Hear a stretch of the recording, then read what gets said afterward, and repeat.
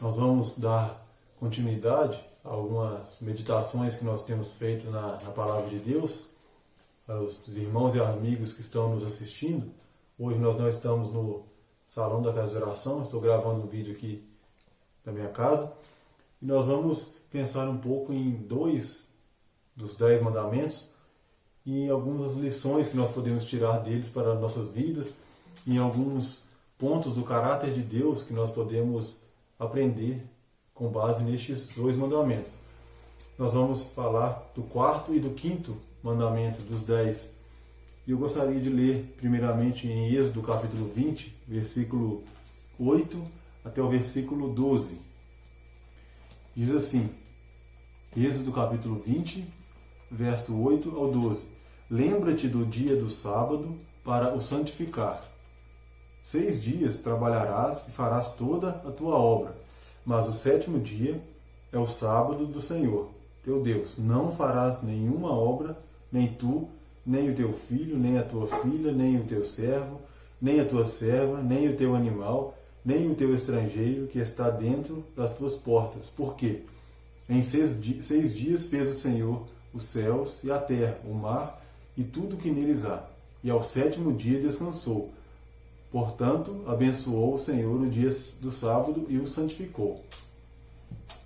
Então este é o 4º mandamento.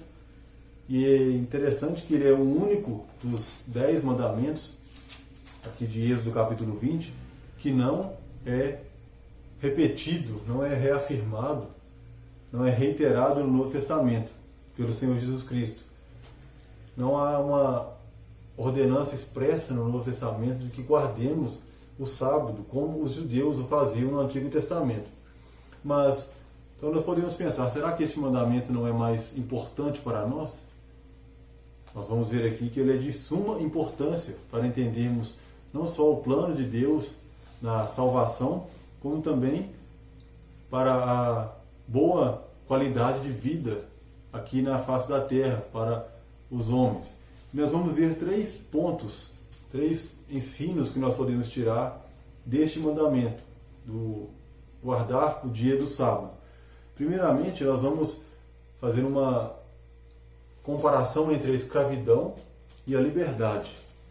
Nós vemos que antigamente, naquela cultura, naqueles povos, no período em que a lei foi estabelecida por Deus, foi dada a Moisés, nós vemos que as pessoas trabalhavam todos os dias, de segunda a segunda, como nós costumamos dizer.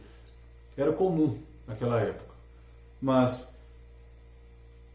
se nós formos parar para pensar, aqueles que trabalham todos os dias, mesmo que sejam ricos, são escravos ricos. Então, o trabalho todos os dias é um sinal de escravidão. E Deus libertou o povo de Israel ali do Egito. Eles foram libertos ali do Egito e Deus estabeleceu e ordenou que eles guardassem o sábado para lembrarem que eles haviam sido libertos, eles não eram mais escravos. E nós podemos ver que se uma pessoa guarda o sábado, ou se alguma pessoa não trabalha pelo menos um dia dos 7 dias da semana, esta pessoa tem tempo para a sua família, para os seus amigos, e Deus sabe, e já estabeleceu isso sabendo da necessidade que o ser humano tem dessas interações e deste convívio em sociedade, com os amigos e com a família. Esse é o primeiro ponto. A escravidão versus a liberdade. O ser humano foi criado para ser livre, não para ser escravo. E é interessante nós notarmos ainda neste ponto que até mesmo os que eram escravos, como diz aqui no versículo, até os servos deveriam trabalhar apenas 6 dias e descansar no 7º dia. Este é o primeiro ponto. Em segundo lugar, como nós já temos citado aqui, que eles deveriam se lembrar de que eles foram escravos no Egito, como diz ali Deuteronômio capítulo 5, verso 15, o povo de Israel deveria se lembrar que eles haviam sido escravos no Egito e que agora eram livres. E em contrapartida, diferente das nações em redor, eles não trabalhariam no sábado. Isso seria um sinal, um sinal visível para aquelas pessoas que eles eram um povo diferente. Porque nós vemos aqui no versículo 11 de Êxodo capítulo 20 que porque em 6 dias o Senhor fez os céus e a terra e o mar e tudo que neles há. E no 7º dia descansou. Então eles dariam testemunho ao guardar o sábado de que eles eram um povo diferente, era o povo de Deus, era o povo que servia ao Deus Criador. E isso também serve de lição para nós. A palavra de Deus nos fala ali em Mateus, no capítulo 5, no versículo 13 ao verso 16, que nós somos o sal da terra, nós somos a luz do mundo. E o versículo 16, a conclusão daquele trecho, diz que assim resplandeça a vossa luz diante dos homens, para que vejam as vossas boas obras e glorifiquem ao vosso Pai que está nos céus. Então, quando nós somos diferentes do mundo, o mundo vê em nós o testemunho de Deus e eles glorificam, não a nós, mas a Deus. Então, em segundo lugar, o sábado era um sinal para aqueles povos, um sinal visível de que aquele povo, o povo de Israel, era o povo de Deus. E nós também devemos resplandecer, o nosso testemunho deve ser notório diante dos homens, para que eles, vendo a nossa vida, glorifiquem o nosso Deus. E em terceiro lugar, o sábado, ao ser guardado ali pelo povo de Israel, era uma figura profética da pessoa do Senhor Jesus Cristo. A palavra sábado, o sábado em hebraico, significa descanso, o dia do descanso. E ao guardarem este sábado, eles apontavam para Cristo, aquele que haveria de trazer o descanso definitivo, não apenas fisicamente, mas o descanso para a alma, o descanso espiritual para o povo de Deus. O Senhor Jesus Cristo, quando aqui neste mundo, ali em Mateus, no capítulo 11, verso 28 e verso 29, ele diz: vinde a mim, todos vós que estáis cansados e sobrecarregados, e eu vos aliviarei. Tomai sobre vós o meu jugo, aprendei de mim, que sou manso e humilde de coração, e encontrareis descanso para as vossas almas, porque o meu jugo é suave e o meu fardo é leve. O Senhor Jesus Cristo é aquele que propõe, que veio da parte de Deus para o mundo para trazer-nos o descanso, para que nele nós possamos encontrar descanso para as nossas almas, para as tribulações, para as dificuldades, para os nossos pecados que pesam sobre nós. Cristo veio nos oferecer este descanso para as nossas almas. E Hebreus, no capítulo 1, versículo 3, diz que depois que Cristo fez a obra aqui na terra, foi ali à cruz, morreu pelos nossos pecados, ele ressuscitou, foi para o céu, e diz que ele se assentou à destra da majestade nas alturas.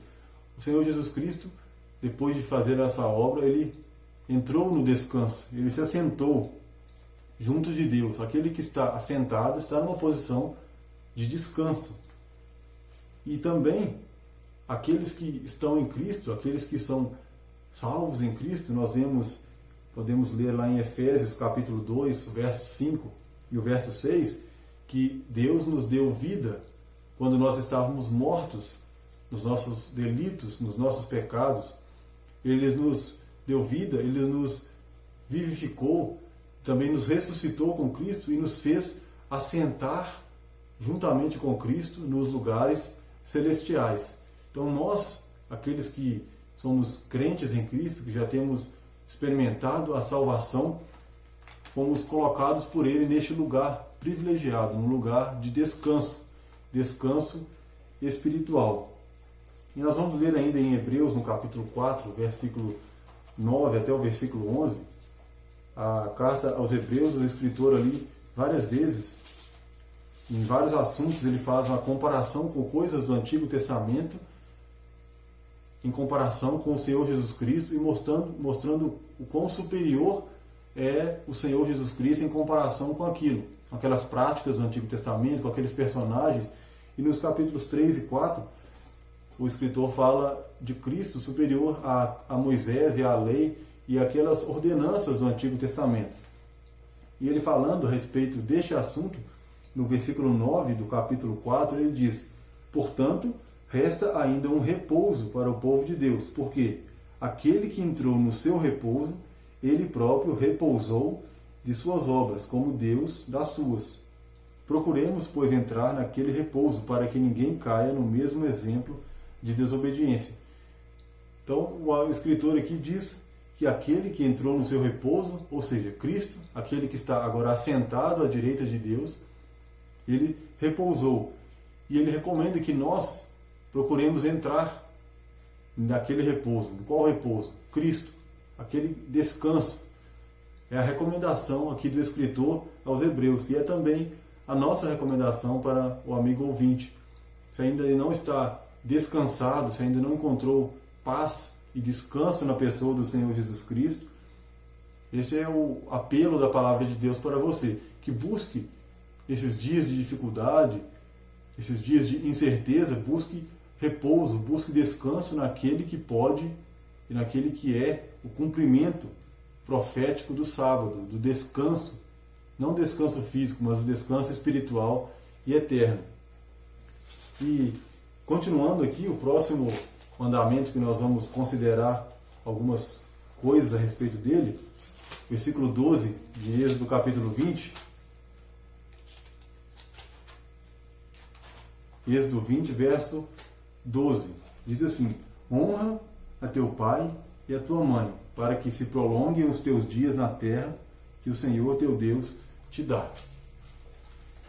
Esse é um mandamento talvez bastante conhecido, mas creio que nos nossos dias bastante negligenciado, né? Quando nós olhamos para a nossa sociedade, nós vemos muito menos honrar aos pais. É um mandamento que está caindo em desuso. E não é à toa que nós vemos a decadência da nossa sociedade como um todo. Porque este mandamento é digamos assim, o princípio, a base para a manutenção da sociedade. Uma sociedade em que os filhos não honram aos seus pais está fadada à autodestruição, ao fracasso.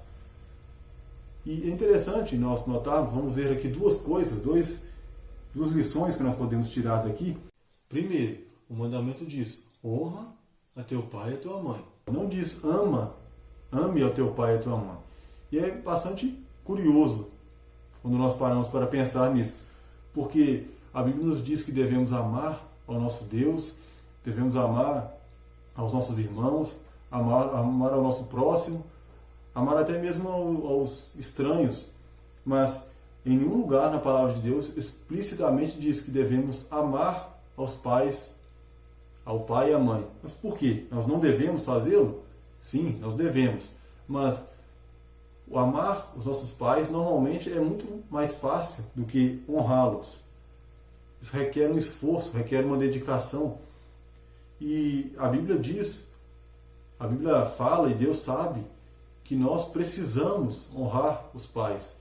Os pais podem querer e justamente requerer que nós os honremos, mas muito mais nós precisamos, como filhos, aprender a honrar os nossos pais.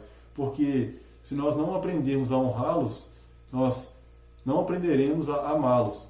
Nós vemos nos nossos dias acontecendo um fato, digamos, até um tanto curioso, os pais procurando e querendo cada dia mais ser amados pelos filhos e não honrados por eles. E aqueles filhos que não aprendem a honrar os seus pais, dificilmente aprenderão a amá-los. Serão filhos rebeldes, filhos desobedientes por toda a vida.